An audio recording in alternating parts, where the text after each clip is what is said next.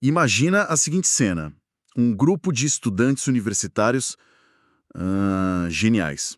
Tipo, especialistas absolutos em cálculo de risco, probabilidade e estatística avançada. Aquela galera que consegue prever cenários complexos no papel com uma precisão assustadora, né? Exatamente.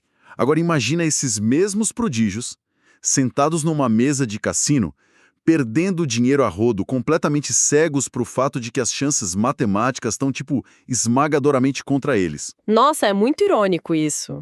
Não faz sentido, né? Como que o cérebro humano, que acabou de demonstrar um domínio técnico absurdo numa sala de aula, falha de um jeito tão espetacular no mundo real? Então, o que acontece nesse cenário do cassino revela uma das falhas mais incompreendidas da nossa mente. O nosso cérebro não guarda o conhecimento de forma abstrata e universal. Ele precisa de um contexto. Isso. Ele ancora a informação aos estímulos do ambiente. Aqueles estudantes sabiam a matemática, claro, mas os gatilhos neurais para acessar essa matemática estavam ligados ao silêncio de uma sala de prova, sabe? Ao cheiro de giz, ao papel. E aí, quando muda o cenário... Exato.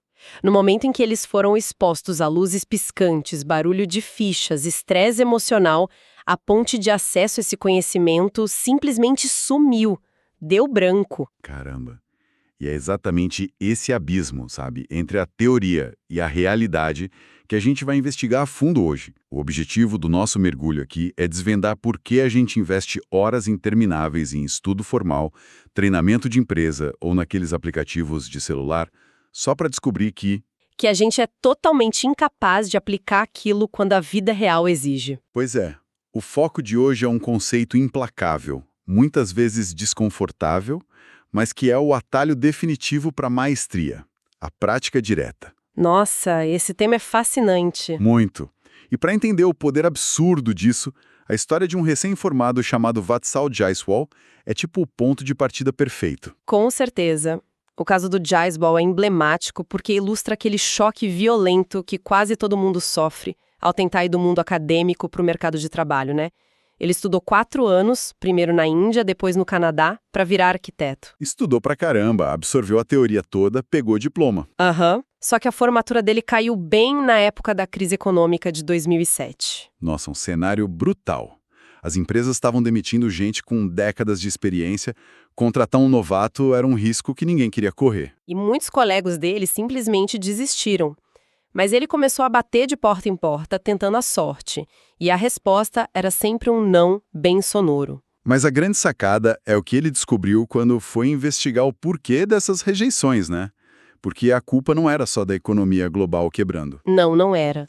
O problema central era o próprio portfólio dele. A faculdade tinha ensinado a desenhar projetos esteticamente impressionantes no papel. Só que o mercado não sobrevive de arte abstrata, né? Exatamente. Os escritórios reais precisam lidar com lei de zoneamento, custo de material, regra de segurança e, principalmente, eles precisam de quem domine softwares técnicos super complexos para fazer plantas viáveis. O portfólio dele basicamente gritava para os empregadores: esse candidato vai custar meses de treinamento básico antes de dar qualquer lucro. E o instinto normal de qualquer pessoa, quando percebe essa lacuna, é voltar para onde? Para a zona de conforto da escola. Fazer uma pós, pegar mais um certificado, passar mais tempo em sala de aula. Isso. Mas a virada de chave do Jaiswal é que ele foi totalmente contra essa lógica. Em vez de voltar para a universidade, ele foi procurar um emprego braçal, ganhando salário mínimo, numa gráfica. E não era qualquer gráfica, né? Não, era a gráfica que imprimia os projetos de grande formato para os principais escritórios de arquitetura da cidade. Foi uma tática de infiltração. Genial! Ele estava lá operando a impressora e, ao mesmo tempo, tendo contato diário com os diagramas reais, os códigos de materiais, tudo que as empresas de sucesso usavam. Ele estava, absorvendo o padrão ouro da indústria por osmose. E aí ele reparou que todos os projetos profissionais eram feitos num software específico chamado Revit. E o que ele fez? À noite, em vez de ler teoria, ele abriu o computador e tentava replicar no software exatamente o que ele tinha visto nas impressões mais cedo. Ele transformou um trabalho braçal num laboratório particular. Essa é a essência da prática direta. Ele não estava aprendendo os comandos do software no vácuo. Ele estava aprendendo a usar a ferramenta com o objetivo de resolver os problemas reais daquelas plantas. E o resultado fala por si só, né? Ele jogou fora os desenhos da faculdade, montou um portfólio novo focado num único prédio comercial, todo modelado nesse software, e quando mostrou isso para 2 empresas, foi contratado na hora pelas 2. A diferença entre ser rejeitado por todo mundo e ser disputado pelas empresas foi simplesmente alinhar o estudo ao contexto exato de uso. Mas aí vem a pergunta de $1 milhão. Se a prática direta dá tanto resultado, por que a gente foge dela como o diabo foge da cruz? Ego. Como assim? Pensa bem, a prática direta coloca a gente frente a frente com a nossa própria incompetência na mesma hora. Tentar conversar no idioma novo com um nativo gera frustração, gagueira, dá um constrangimento enorme. Nossa, sim. O cérebro deve interpretar isso como uma ameaça social. Exatamente. Em compensação, ler um livro sobre gramática no sofá de casa é seguro, é confortável. E aí cria-se uma ilusão de competência. A pessoa consome informação e o cérebro confunde isso com a habilidade real. E os aplicativos de idioma são os mestres em criar essa ilusão, né? É tudo colorido, tem efeito sonoro, barrinha de progresso. Te dá aquela injeção de dopamina e você acha que a fluência está logo ali. Mas, tentar aprender com isso é como querer aprender a cozinhar só memorizando o cardápio de um restaurante chique. Nossa, essa analogia é perfeita. Porque a pessoa até sabe o nome do prato, os ingredientes, mas bota lá numa cozinha comercial no horário de pico, ela não sabe nem ligar o fogão industrial. O que é fascinante aqui é a diferença cognitiva colossal entre o aplicativo e a vida real. É o que a psicologia chama de reconhecimento versus recuperação livre. Traduz isso pra gente. Claro. No aplicativo, você geralmente lê uma frase e clica na tradução correta. O esforço para reconhecer algo que já está ali na tela é mínimo. Mas na vida real, as conversas não vêm com um teste de múltipla escolha flutuando na sua frente. Não mesmo. A vida real exige recuperação livre. A pessoa tem que fuçar lá no banco de dados do cérebro, achar a palavra, conjugar o verbo e falar tudo em frações de segundo. E com o outro esperando ali na sua frente. É uma carga cognitiva muito mais pesada. Por isso que métodos como o do Benny Lewis, de forçar a fala desde o dia 1, funcionam tanto. Mesmo que ele só saiba 3 palavras e fique fazendo mímica, né? Sim, porque ao aceitar esse desconforto inicial, ele está obrigando o cérebro a construir as estradas neurais de acesso rápido à informação sob pressão. Mas aí a gente esbarra num paradoxo gigante, porque o ensino tradicional, a educação em sala de aula, faz exatamente o oposto disso. Ensina a fórmula abstrata na esperança de que, um dia, o aluno consiga aplicar aquilo no caos do mundo real. E isso nos leva direto para o grande escândalo da educação, o famoso problema da transferência. A tal da transferência, que é basicamente aprender algo num contexto e conseguir usar em outro. Certo. O santo grau do aprendizado. Exato. Toda a nossa estrutura de escolas, universidades e treinamentos corporativos é montada em cima da crença cega de que a transferência funciona muito bem. Mas a gente tem dados mostrando que não é bem assim, né? O psicólogo Robert Haskell catalogou mais de um século de estudos sobre isso. E a conclusão dele é devastadora. A educação formal falha miseravelmente nisso. Ele chama isso de um verdadeiro escândalo educacional. Eu vi um dado assustador. Alunos que estudam economia ou psicologia no ensino médio não têm vantagem nenhuma quando chegam na faculdade. Às vezes vão até pior do que quem nunca viu a matéria. E não é só na escola, viu? No mundo corporativo, o pesquisador John Zenger analisou aqueles treinamentos caríssimos de liderança. Aqueles retiros, palestras motivacionais e tal. E fazendo o papel de advogado do diabo aqui. Aprender essas coisas difíceis, mesmo na teoria, não exercita o cérebro? Não deixa a gente mais inteligente de forma geral? Ah, a famosa teoria da disciplina formal. Tipo a ideia de que levantar peso na academia vai me ensinar a jogar xadrez melhor porque eu fiquei mais forte, sabe? Essa crença é super antiga, mas já foi derrubada em 1901 num estudo clássico do Thorndike e Woodworth. Eles provaram que o cérebro não é um músculo generalizar. Aprender latim e geometria não melhora o pensamento crítico para outras áreas da vida. Ou seja, estudar latim só te deixa bom em ler latim. Perfeito. O conhecimento fica preso naquele domínio. E o duro é ver essa mesma mentira sendo reciclada hoje com a programação. Falam que ensinar código para todas as crianças vai criar cidadãos com super pensamento crítico. E, na verdade, vai criar crianças que sabem escrever código. Exatamente. O pensamento crítico não transborda magicamente de um assunto para o outro. O que nos traz de volta para os gênios da matemática perdendo tudo no cassino. A distância entre a teoria e o ambiente real destruiu a ponte. Então, a solução lógica para curar esse problema da transferência é... E encurtar a distância. Reduzir a zero, se possível.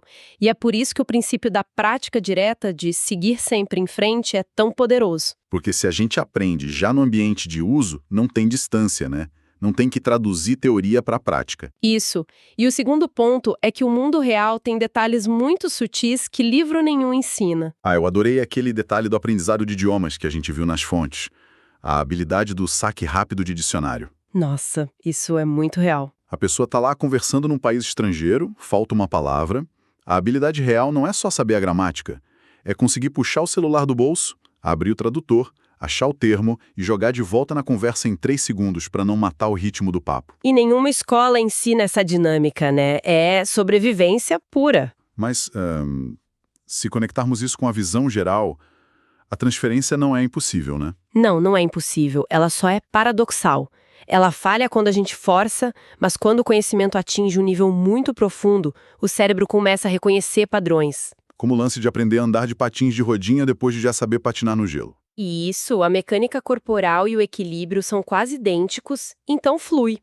Ou o caso do linguista Dan Everett, ele entende a estrutura das línguas de forma tão profunda que consegue aprender idiomas novos super rápido. Só que a pegadinha é achar que a gente que está começando tem essa mesma capacidade. Para o aprendiz comum, o conhecimento no início é super frágil.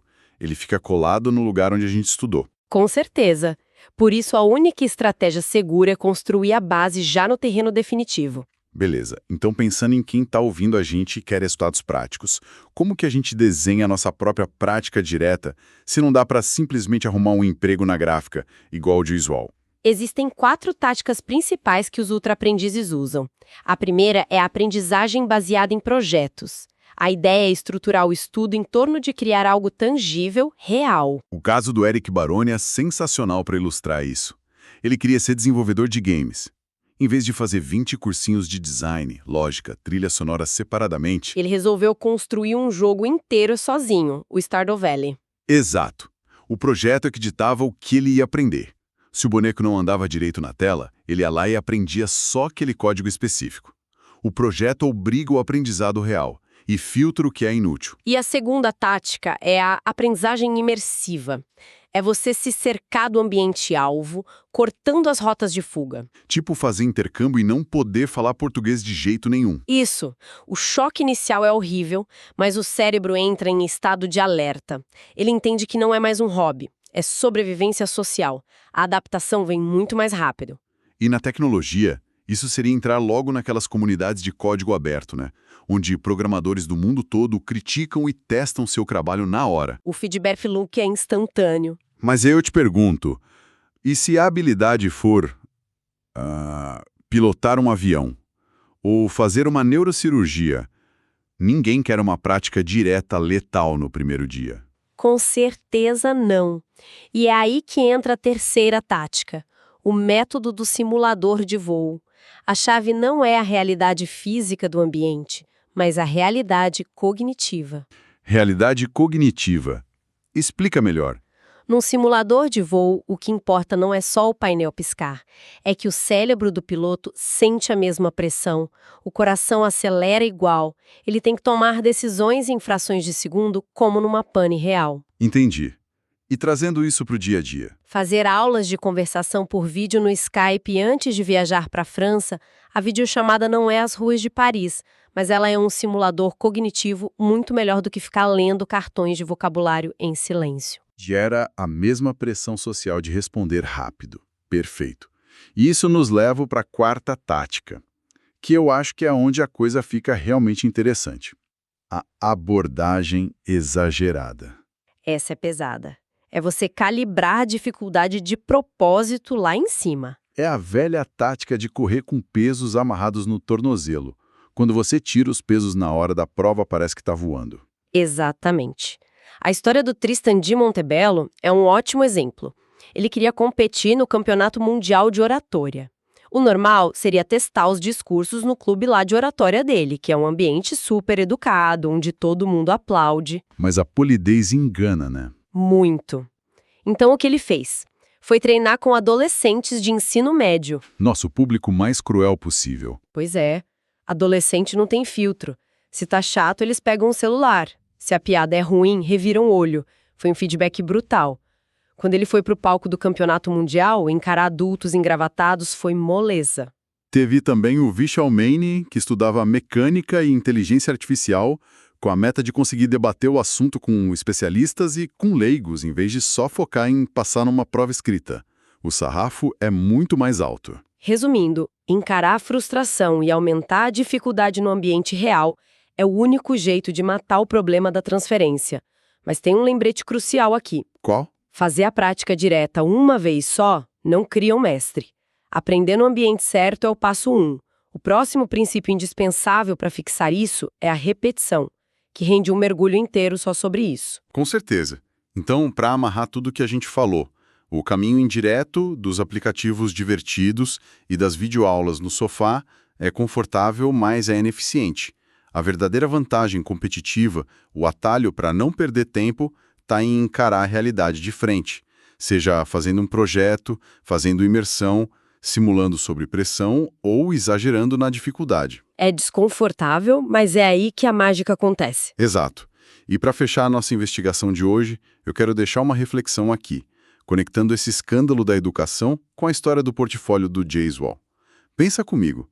Se a prática direta e os projetos reais são incontestavelmente mais eficazes para provar quem realmente sabe fazer alguma coisa, por que a nossa sociedade e até as grandes empresas ainda usam diplomas universitários que são o suprassumo do aprendizado indireto como filtro principal para decidir quem merece uma oportunidade?